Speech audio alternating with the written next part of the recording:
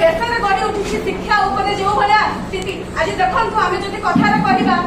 जो central minister education से निजक कहते कि आम इस्तीफा देचु आज्ञा आज इस्तीफा से देना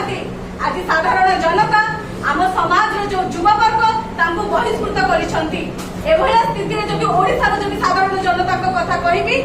से आम एकत्रित होगापी कहूँ जेहेतु कि आमको कष्ट होची आमर जो भविष्य छुआ पिला माने एभलिया जदि पढ़िबे ताहले आमे सरकार को इभलिया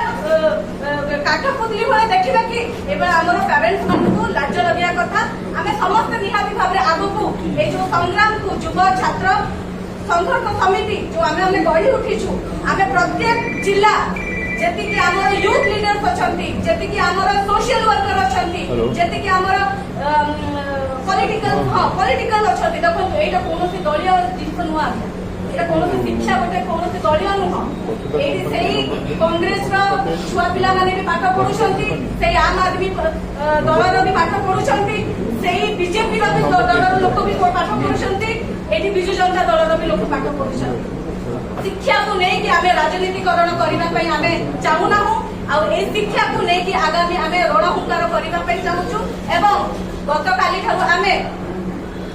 दीर्घ दिन पर्यंत जेते पर्यंत आमर आसंता काली आमे जेते पर्यंत आमर डिमांड फुलफिल हेनी जो आमर गण शिक्षार जो आमर